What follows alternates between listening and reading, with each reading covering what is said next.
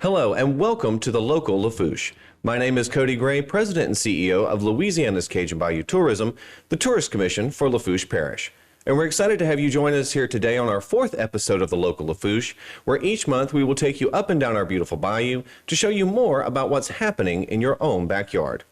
Well, Mardi Gras is, of course, in full swing all up and down the bayou, and we hope that you're enjoying all of the parades and festivities that go along with it.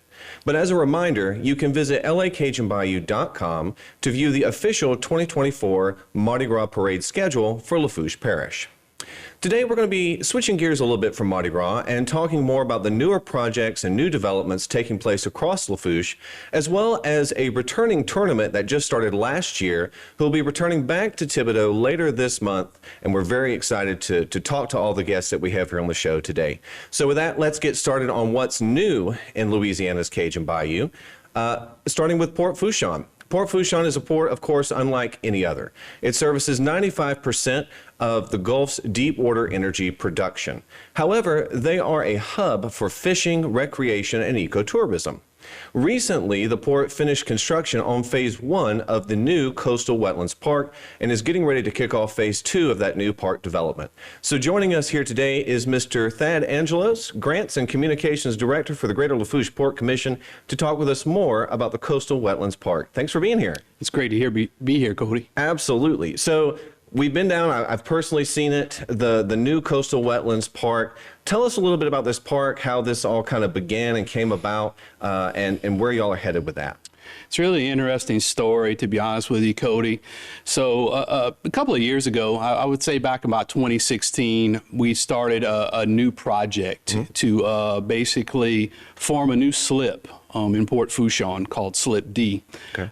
Part of that process is a mitigation process where you basically take the sediments that you dredge and you place them elsewhere to basically re-nourish the surrounding landscape.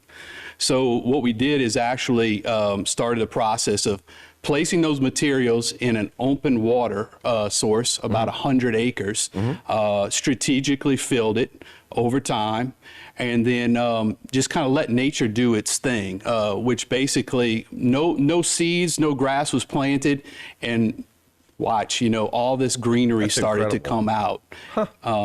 That transitioned into what you see there is about a 1 mile meandering tidal creek. One gentleman went in with an excavator and he basically dug out that entire tidal creek. Wow. There's an opening in 2 spots that allows for the ingress and egress of the natural tidal flow. Okay. And that area since then now has, we have a wharf at the front of it, which is also a boat launch that people can get in with non-motorized craft. Okay. And they can actually partake and go around that entire tidal creek. Wonderful. So people can bring their kayaks, their paddle boards, and be able to actually go through the tidal creek and see all of the natural wildlife, all of the vegetation, stuff like that. Absolutely. And having the opportunity to actually go in there myself, being immersed in that environment within the port boundaries itself is really a fascinating thing. We wanted to have something, mitigation, you talk about that, rebuilding coastal wetlands. Sometimes those things they're off in the distance. You kind of have to travel there. Right. This is right as you enter our port. So it's, you can look, you can feel, you can touch, you can really get up close and personal with an actual project of this size and scope, which is really fascinating. Exactly. So tell us a little bit about what's, Phase 1's now done. Y'all are moving into Phase 2. Tell us a little bit about what people can expect to see in this Phase 2 of the Coastal Wetlands Park. I'd be remiss real quick. I do want to talk about Go Paddle. Oh yeah, absolutely. You're please. Familiar with that business. In the coming months, they do want to actually provide for the access to rent some craft to be able to take, such as kayaks in there. So that is coming in the coming months. So everyone can be engaged with that process. As we're moving forward, we were approved for a Land, Water, and Conservation Fund grant. And the main part of that particular project is to actually build a 2-story orientation hub. With 2 levels. And thanks to a generous grant from the folks at Louisiana Cajun Bayou a few years ago, we will have 2 self-focusing viewfinders on the 2nd level. Awesome. One will be handicap accessible. Okay. So it's just going to be, we'll have some signage there, some vision boards, so you can learn more about mitigation, what that process is like, how it unfolded. So that's going to be our next phase of this particular project, along with some additional walkways that'll eventually connect people to the nearby Fouchon Pavilion, which we recently constructed within the last couple of months. It opened. The Golden Meadow Fouchon Tarpon Rodeo is held there in terms of hosting people, events. Yeah. And I definitely want to make a note of, all these projects are a result of our Board of Commissioners, which governs us.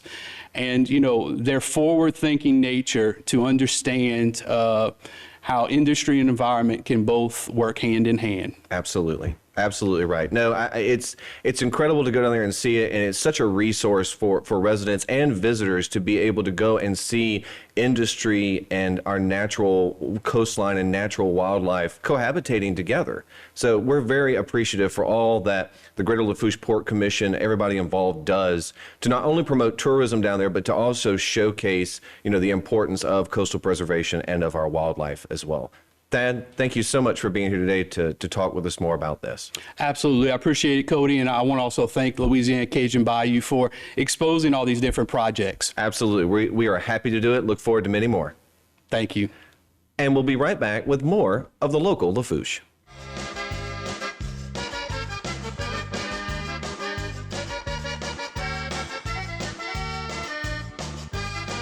Today's social media segment is brought to you by Parabon General Health Systems, modern technology, and timeless caring. Rouse's, you're either local or you're not. Buick, the craft of modern luxury. St. Martin and Bourke, know your rights. South Louisiana Bank, it's better when we bank together. Waits and Downer, attorneys at law. Terrebonne Ford, built Ford Tough. Alford and Associates, for all of your insurance needs. CIS, Cardiovascular Institute of the South, the highest quality cardiovascular care available. Barker Honda, the Barker family tradition of quality.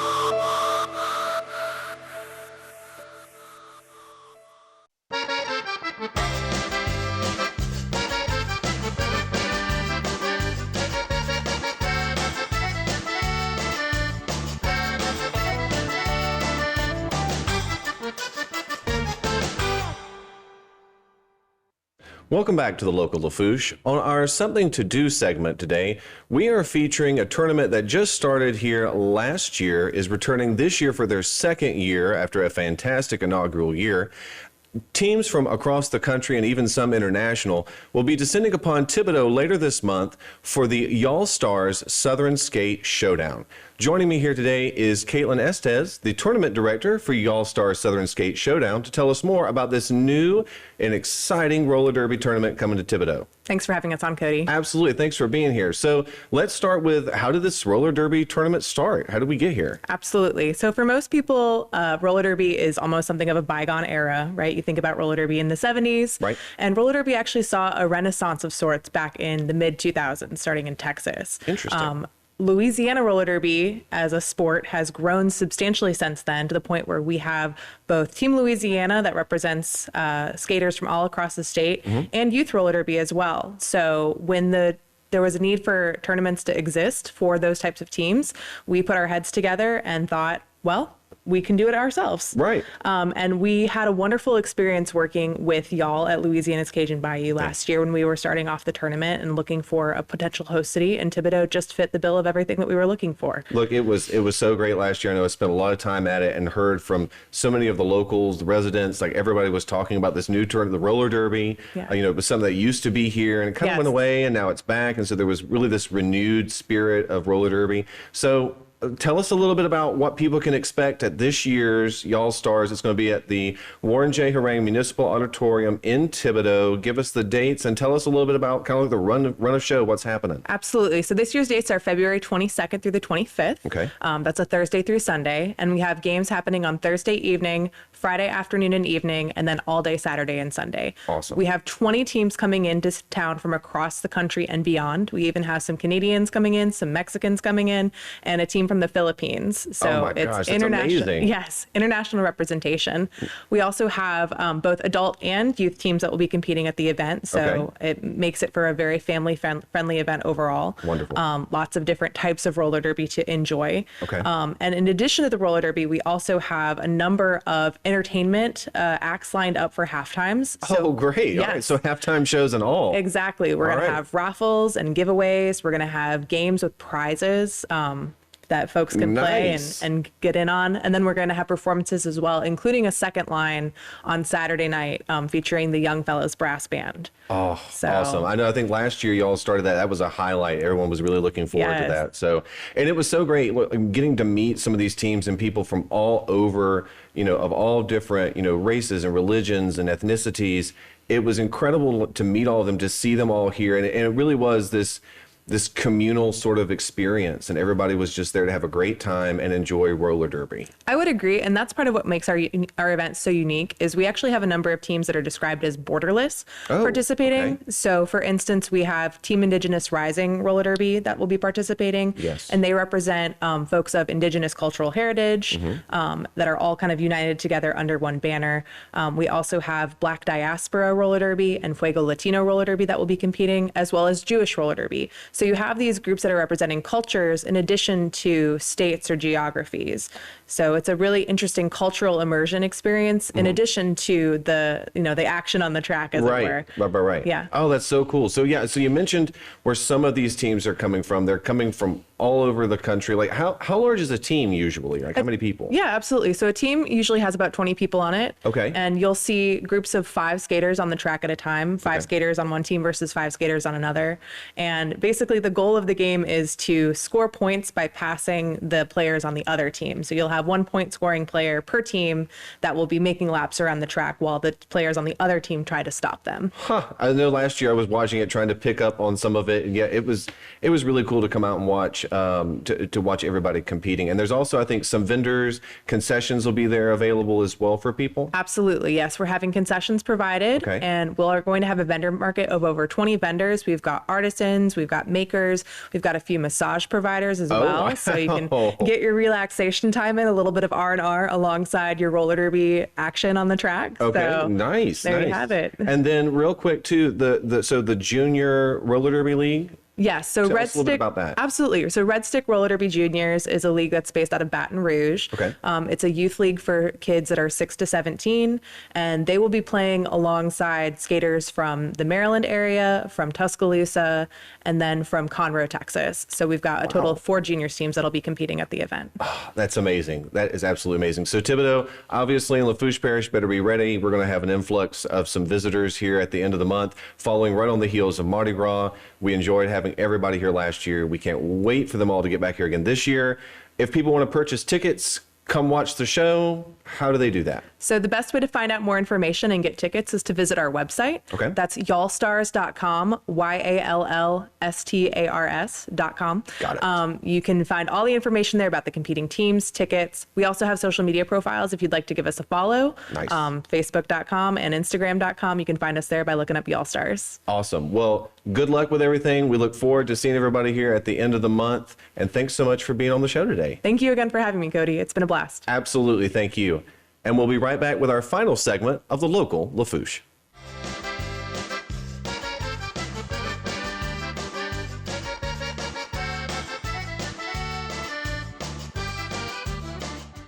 Today's social media segment is brought to you by Parabon General Health Systems, modern technology, and timeless caring. Rouse's, you're either local or you're not. Buick, the craft of modern luxury. St. Martin and Bourke, know your rights. South Louisiana Bank, it's better when we bank together. Waits and Downer, attorneys at law. Terrebonne Ford, built Ford tough. Alford and Associates, for all of your insurance needs. CIS, Cardiovascular Institute of the South, the highest quality cardiovascular care available. Barker Honda, the Barker family tradition of quality.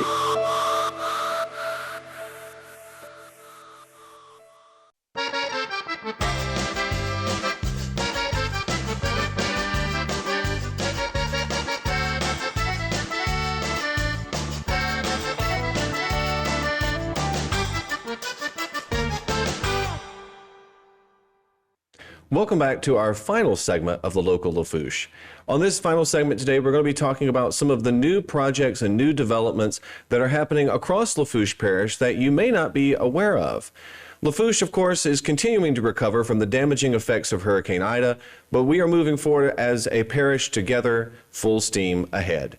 We are honored to have with us here today our newly re-elected Lafourche Parish President, Mr. Archie Chasson, to talk to us about all the new developments and projects that is going on across Lafourche. Thanks for being here today. Yeah, Cody, thanks for doing this. You're very welcome. So let's just jump right into it. I know there's been a lot of announcements, a lot of press releases lately. It seems like every week there's a new construction finally happening. I know we're all happy to see that after the backlog with FEMA takes time, right? And so let's just start with what's going on in Raceland. So tell us about the Rodeo Arena Ag Building. What's going on there? Yeah, so a lot of this stuff, Cody, is a combination of just stuff that was on the books and small projects that we had in expansions on existing buildings, and then just stuff that came through because FEMA decided to give us some money in repairing the existing structures. So you're right, a lot of press releases, a lot of groundbreakings the last couple weeks, and I keep saying that it's not only another step in our hurricane recovery, but it's another step in just advancing Lafourche Parish. And that's right. The rodeo arena and the agricultural complex in Raceland is going to be huge, and a lot of people don't see it unless you go down behind the big pink school. That's right. And look for it, or if you're involved in agriculture and you've been there before or grew up in the old ag building,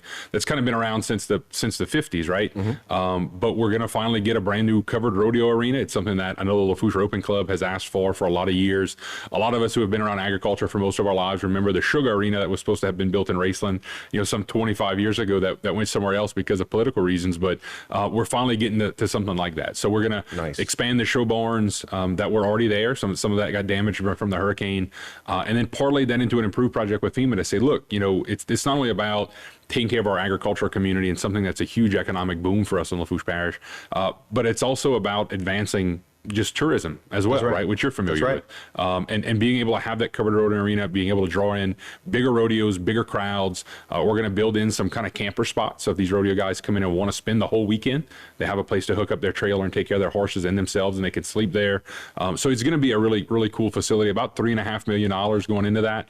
Some of that parish dollars, some of that, of course, is going to be FEMA dollars. Sure. The roping club also is going to sink in some money on the back end to build the pins and the bucking chutes and the roping boxes and stuff like that. So they've been a great partner to work with. The LSU Ag Center, Becky, Randy Lynn, Ms. Vicky, those guys or those ladies have been really awesome to work with as well. And just the overall agricultural community has been really cool. But we parlay that into animals, right? We're just broke ground on that new animal shelter as well. That was my next segue. So tell us about that. About $1.5 million facility going up there. It's something that the original animal shelter facility was built actually by the old Votech students back before Hurricane Katrina. Oh, wow. And the building's just old. We've outgrown it. Doesn't have a whole lot of great ventilation and really some proper places for people to actually interact with the animals before they adopt them. And Hillary and the Animal Shelter Advisory Board and the staff there do a really good job at making do with what they have, but having this new state-of-the-art facility that's going to have some play area for the animals, some play areas for people when they come in who want to adopt. And in conjunction with that, the old jail that was right there, right? should be coming down within the next couple of weeks. We're going to completely demolish that structure because of the new correctional complex that the sheriff built across the street. That's right. And all the great programs he's doing there. So we're going to have a large area that we could fence off. Animals are going to have a lot more room to run. People are going to have a lot more room to go. So it's going to be a really cool facility. Again, a lot of parish dollars, a lot of FEMA dollars, and just some partnerships with people like Petco and Hope for Animals and the Animal Shelter Advisory Board, getting grants and doing things like that. So we're doing some pretty cool stuff on that end as well. No, you absolutely are. I mean, it's so awesome to see all these new things, that are coming to fruition now that betters the lives of residents and visitors and people that are coming here to our parish. I mean, we're very proud of where we live and where we work and where we play. No doubt. And speaking, of course, of playing, fishing is a big thing here. I know that the Leeville boat launch is back open. It looks great down there. People are using it. The Leeville fishing pier is coming back as well. Coming back. I was down there about 2 weeks ago with Councilman Daniel Lorraine, who fished a lot on that pier when it was there. And a lot of people do. They do, yeah. Handicapped accessible. So if you're in a wheelchair or on a scooter, you still want to be able to participate in those fishing. Great kayak launch that's going to go back in there as well. Mm-hmm. The docks themselves are open. We still have a little bit of work to do on the fishing pier. Okay. Changed up the way the fishing pier was built to some more fiberglass grading with some holes in it, so that if we ever do get another huge wave run up like we saw with Hurricane Ida, hopefully the water comes in and goes out and it doesn't take the entire fishing pier with it, right? Great partnership with Pisciol and Associates, our engineer on that project, who came up with that idea to hopefully save mitigate those future endeavors that we might see with another hurricane. But the Golden Meadow boat launch also saw a redo too. Same thing. It advanced the old timber walkways to some concrete, did some fiberglass decking instead of the old steel grading that people were so used to seeing across the parish. So that facility's back up and running well. Redid the concrete approaches and the ramps so people could do that. And then when you kind of talk about boat launches in the central part of the parish, the new boat launch being done by Friends of Lafourche, that's right, Lafourche Freshwater District, and the parish at the Melodia Plantation off of Highway 308.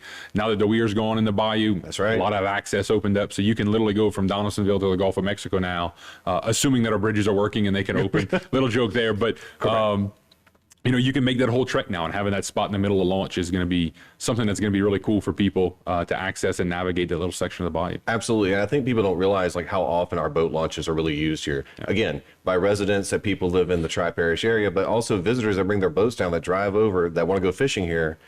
Our boat launches are used a hefty amount. So, and then speaking also of boat launches, kayak at E.D. White Bayou side up and at the E.D. White Historic Site, correct? Yeah. So great partnership with Lieutenant Governor Billy Nungasser's office and the E.D. White group and the committee that runs that house. Mm-hmm. Going to build something similar to what we built at Nichols a few years ago. It'll have a little kayak launch. We're out getting bids now. Hope to go to construction next month or so and have it ready for the summer. Beautiful. Well, there is a lot moving and happening in Lafourche Parish. Of course, we encourage everybody to follow along on y'all's social media. Check y'all's website for all the new releases, all the new announcements. Mr. Chasson, we appreciate everything you do for Lafourche Parish and also appreciate everything you do for tourism. Yeah, we have a great team, Cody. Thank you. Absolutely. Thank you. And that's a wrap for this episode of The Local Lafourche. We appreciate you tuning in here today. Of course, you can go to lacajunbayou.com or follow us on social media at LACajunBayou to learn more about what's happening in Lafourche Parish. Before we go, we'd like to wish you a very happy and safe Mardi Gras, and we look forward to seeing you back here again next month for a new episode of The Local Lafourche.